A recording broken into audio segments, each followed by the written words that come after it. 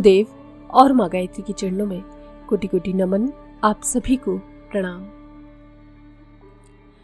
कर्मों के संस्कार निर्बीज कैसे हों, कैसे हम अपने कर्मों से छुटकारा पाएं, अंतर जगत की यात्रा में आज हम बात करेंगे इसी विषय पर। महर्षि पतंजलि पहले भी बता चुके हैं कि कर्म संस्कारों के निर्बीज होने की संभावना चित्त की असंप्रज्ञात भावदशा में संभव होता है। असंप्रज्ञात समाधि क्या है, इस जिज्ञासा के समाधान में वे कहते हैं, असंप्रज्ञात समाधि में सारी मानसिक क्रिया की समाप्ति होती है और मन केवल अप्रकट संस्कारों को धारण किए रहता है। संप्रज्ञात समाधि का पहला चरण पूरा करने के बाद ही योग साधक को असंप्रज्ञात अवस्था सुलभ होती है। पहला चरण है शुद्धता का और दूसरा चरण है विलीनता का।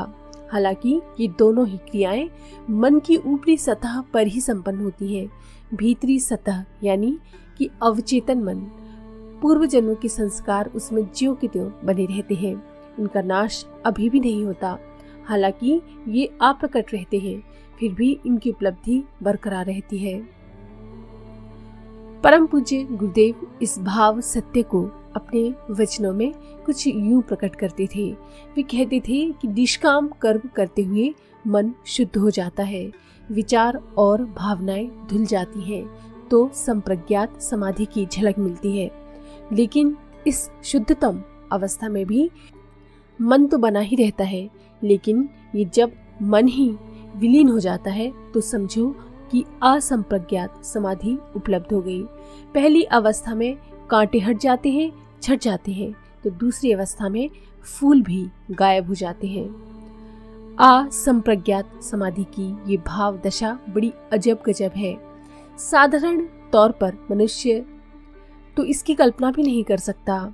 मनोलय मनोनाश की कल्पना करना, इसमें निहित सच्चाई की अनुभूति करना अति दुर्लभ है, क्योंकि साधारण तौर पर तो सारी की सारी जिंदगी मन के चक्कर काटते, मन की उलझनों में उलझते बीतती है। एक विचार, एक कल्पना से पीछा नहीं छूटता कि दूसरी आ धमकती है। यही सिलसिला चलता रहता है। अनवरत निरंतर यही प्रक्रिया गतिशील रहती है। हाँ, ये जरूर होता है कि कभी अच्छी कल्पनाएं, अच्छे विचार उपजते हैं, तो कभी बुरे विचार और बुरी कल्पनाएं सताती हैं। पहली समाधि की दशा, जिसे संप्रज्ञात कहते हैं, उसमें बुराई गिर जाती है, मन की सारी अशुद्धता हट जाती है। दूसरी अवस्था में असंप्रज्ञात समाधि की अवस्था में अच्छाई भी गिर जाती है। यहाँ तक कि अच्छाई या शुद्ध अवस्था को धारण करने वाला मन भी समाप्त हो जाता है। मन की ये समाप्ति आगे चलकर देह बोध की समाप्ति बन जाती है। इस अवस्था में देह के अलग होने का एहसास होता है। अभी हम कितना ही कहते रहें कि मैं अलग हूँ और मेरी देह अलग है, किंतु ये बात सैद्धांतिक नहीं होती। अनुभूति के धरातल पर इसमें कोई सच्चाई नहीं होती। जब तक मन रहता है तब तक हम सदा देह से चिपके रहते हैं। देह की चाहते, देह के सुख दुख हमें लुभाते हैं या परेशान करते हैं। लेकिन मन के गिरने के बाद असंप्रज्ञात दशा में देह और दैहिक व्यवहार का संचालन मन की गहरी परत में, चित्त में दबे हुए अप्रकट संस्कार करते हैं।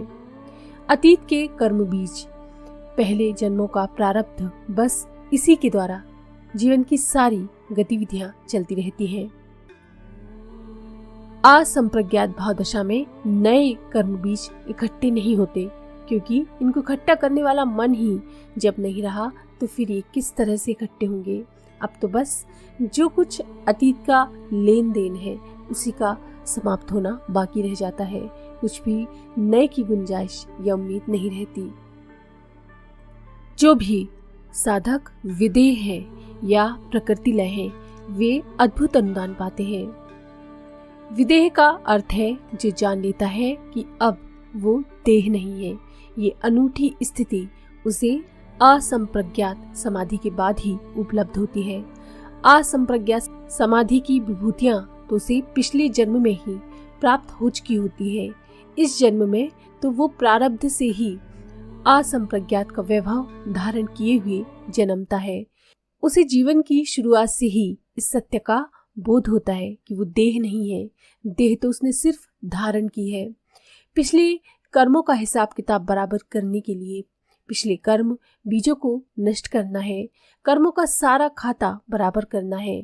ऐसे विदेही योगियों का जन्म तो बस समाप्त हो रहे हिसाबों से बना होता है। हजारों जन्म, अनगिनत संबंध, बहुत सारे उलझाव और वादे, हर चीज को समाप्त करना है। दूसरी तरह के साधक होते हैं प्रकृति लय। ऐसे योग साधकों के लिए ना तो देह का कुछ महत्व होता है, ना ही संसार का। इनके लिए ना कोई अभिव्यक्ति है और ना ही संसार है। ऐसे योगी बस एक बार जन्म लेते हैं। उनके इस जन्म का कारण बस इतना होता है कि उन्हें अपने वचन पूरे करने हैं, बहुत सारे कर्म गिरा देने हैं, सारा पिछला बेबाक करना है। वे तो बस देते हैं, मांगते नहीं, चुकाते हैं। प्रकृति लय योगियों की कोई चाहत नहीं होती। परम पूज्य गुरुदेव ऐसे महान योगियों में महर्षि रमण का नाम लेते हैं। गुरुदेव के अनुसार महर्षि को बचपन से ही प्रकृति लय अवस्था प्राप्त हुई थी। देह से उनका तदात्म्य तो था ही नहीं।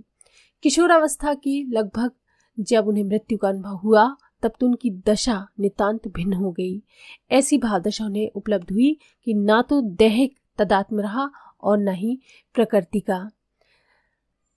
70 वर्ष की अवस्था में ही वो तिरुवल्लामलाई तप के लिए आ गए।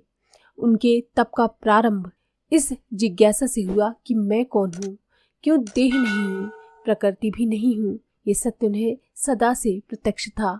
अब तो बस यात्रा को आगे बढ़ाना था। सो उन्होंने प्रयत्न पूर्वक यात्रा आगे बढ़ाई। सहज ही उनको आत्मबोध हुआ।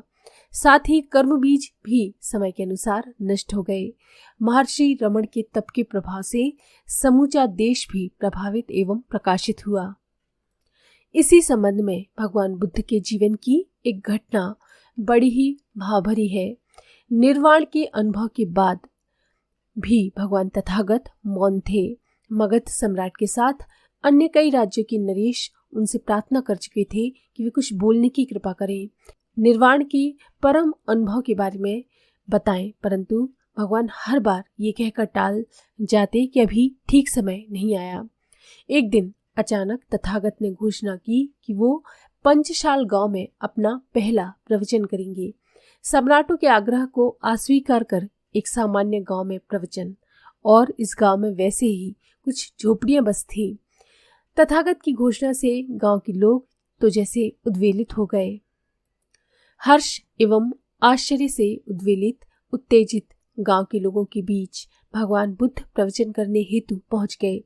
सभी तैयारियां जैसे तैसे पूरी की गईं, परंतु भगवान को जैसे अभी भी किसी की प्रतीक्षा थी। तभी एक हरिजन युवती आई और बुद्ध ने प्रवचन प्रारंभ किया। प्रवचन की समाप्ति के बाद लोग पूछने लगे कि क्या आप इस युवती का इंतजार कर रहे थे? बुद्ध मुस्कुराए और बोले, हाँ, मुझे इसी की प्रतीक्षा थी। मैंने इसे पिछले जन्मों की यात्रा में वचन दिया था कि महाबोधि का प्रथम अनुभव मैं सर्वप्रथम इसे सुनाऊंगा। बस इस वचन को पूरा करना था, सो आज पूरा हुआ। असंप्रज्ञात को उपलब्ध व्यक्ति इसी भावदशा में जीता है। ये भावदशा जन्मांतर की साधना के अलावा प्रयत्नपूर्वक भी इस जीवन में पाई जा सकती है। आज के लिए